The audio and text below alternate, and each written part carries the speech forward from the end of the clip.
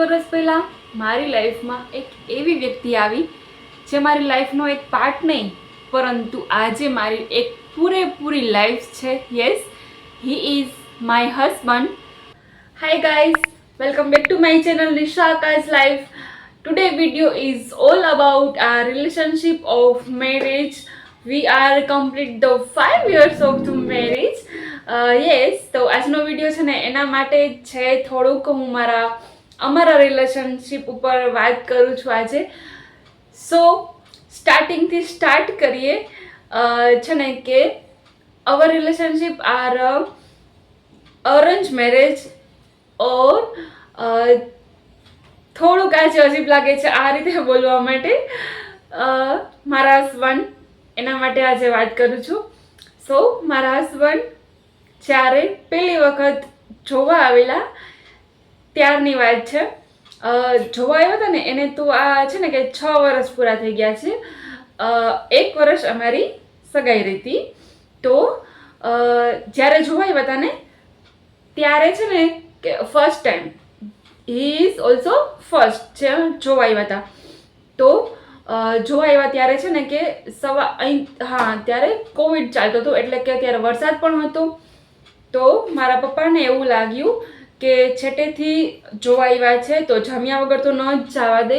તો first time છે ને જ્યારે જોવા આવ્યા ને ત્યારે અમે તેમના માટે લંચ પણ અરેન્જ કર્યું હતું. તો જોવા આવ્યા ને ત્યારે લંચ કર્યું હતું. એ મીટિંગ છે ને એવી હતી કે આમ સામે તો બેઠા હતા, પણ એવી રીતે નહીં કે હું તમને ક્વેશ્ચન કરું તમે મને ક્વેશ્ચન કરો. એમને મને થોડાક ક્વેશ્ચન કરેલા, પણ મને બધી ખબર હતી એના માટે.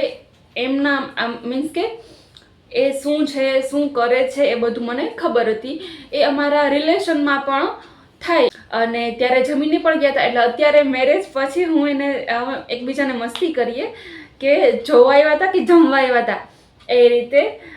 તો જોવા આવ્યા, બધું થઈ ગયું. નેક્સ્ટ ડે ફાઇનલ પણ થઈ ગયું મેરેજ માટે કે પછી એકબીજાને સારું લાગે છે કે નહીં એ બધું.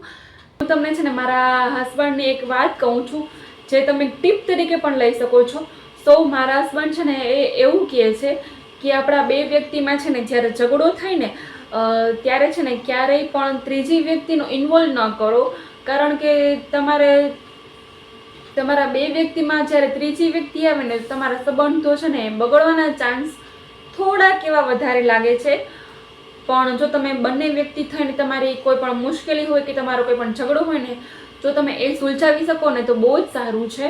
પહેલાં છે ને અમે એકબીજાને ઓળખતા પણ નહોતા, પણ ધીમે ધીમે જેમ જેમ ટાઈમ પસાર થાય ને તેમ તમને એવું લાગે કે તમે બંને વ્યક્તિ એકબીજા માટે જ બનેલા છો. તો અમારા કેસમાં પણ એવું છે કે અત્યારે એવું લાગે કે અમારે ભલે અરેન્જ મેરેજ છે પણ અમે એકબીજા માટે જ બનેલા છીએ. હું છે ને એવું માનું છું કે તમારા લગ્નને ભલે 1 વર્ષ થયું હોય કે પછી 5 વર્ષ પણ થયા હોય કે ભલે ને પછી 10, 20, 30 વર્ષ પણ થયા હોય, પણ જ્યારે બંને પતિ પત્ની છે ને જ્યારે ચીયર્સ માઇન્ડ કરીને 1-2 કલાક સુધી એકબીજા સાથે જો વાત કરી શકે ને તો તમારા રિલેશન માટે બહુ જ સારું છે.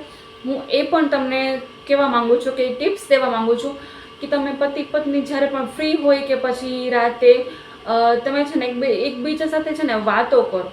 જેમ બને એકબીજા સાથે છે ને વાતો કરશો ને એમ તમારું રિલેશન છે ને બિલ્ડ થતું જશે. જ્યારે તમે તમારા રિલેશનમાં ટોકને વધારે મહત્ત્વ આપો ને કે તમે એકબીજા સાથે ઘંટો સુધી છે ને વાતો કરો છો ત્યારે છે ને તમારું રિલેશન છે ને એ વધારે ને વધારે મજબૂત થતું જાય છે. તો અમારા ભલે અરેન્જ મેરેજ છે પણ હું એમ માનું છું કે અમારા જ્યારે લવ મેરેજ હોય ને એવું લાગે છે.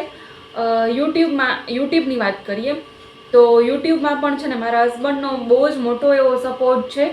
એ ભલે ને પછી વિડીયો શૂટિંગ કરવામાં હોય કે વોઇસ ઓવર, હું અમુક એવા રેસિપીના કે બનાવું છું ને કે જેમાં છે ને કે વોઇસ ઓવર કરવાની વાત આવે છે. તો મારા હસબન્ડ છે ને એ મારી બેબીને સાચવે અને પછી હું છે ને વોઇસ ઓવર આપું છું. તો એમાં પણ એનો છે ને કે બહુ જ એવો ફાળો છે એના માટે. અને વિડીયો શૂટ કરવા માટે પણ એ છે ને મને ઘણી એવી ટિપ્સ કે પછી મને સમજાવે છે કે હાઉ ટુ શૂટ. એન્ડ આ બધું હું અત્યારે જે શીખીને વિડીયો કરવા માટે એડિટિંગ માટે પણ થોડું એને મને કીધેલું, બાકી મેં મારી જાતે થોડુંક શીખેલું છે. તો યુટ્યુબની જર્નીમાં હું કહું તો મારો 100% માંથી છે ને કે 90% જો કોઈનો હોય ને ફાળો તો એ મારા હસબન્ડ છે. અને મારા હસબન્ડ છે ને કે મારા માટે એકદમ સપોર્ટિવ ઇન્સાન કહીને તો એ છે.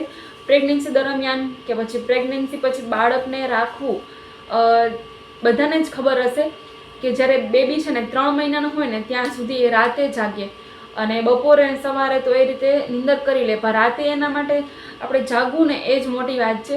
તો મેં અને મારા હસબન્ડે ઘણા સારા દિવસો તો બહુ જ બધા જોયા છે, અને ખરાબ દિવસો મીન્સ કે ખરાબ બેબી માટે પણ થોડાક એવા દિવસો હોય છે જે અમે સાથે જોયેલા છે.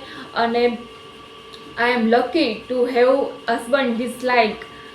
એના માટે હું છે ને મારા હસબન્ડનો અત્યારે દિલથી એકવાર થેન્ક યુ કહેવા માંગુ છું કે તમે જેટલો સપોર્ટ કર્યો ને ત્યારે જ હું આ બધું કરી શકું છું. વિડીયો બનાવો ને અત્યારે તો એવું લાગે કે બસ બોલી ગઈ અને વિડીયો બની ગયો, પણ એવું નથી. આ બધું બોલવા માટે પણ છે ને કેટલા ટેક લેવા પડે છે. તો બધા માટે છે ને હું મારા હસબન્ડને પહેલાં હું આગળ રાખીશ કે એ છે ને તો જ હું આ બધું કરી શકું છું. તો એના માટે એક બિગ થેન્ક યુ.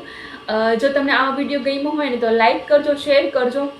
અને નેક્સ્ટ હું ટોપિક વિચારું છું કે બેબીના રૂટીનમાં હસબન્ડનો શું હોય છે ને ફાળો, એના માટે. તો તમે મને કોમેન્ટ કરીને પણ જરૂરથી જણાવજો. તમારા જો મનમાં કોઈ વિચારો હોય તો કે હું વિડીયો બનાવી શકું તો મને જરૂરથી કહેજો. ચાલો આપણે મળશું એક બીજા વિડીયોમાં. ત્યાં સુધી બાય બાય, ટેક કેર, આવજો.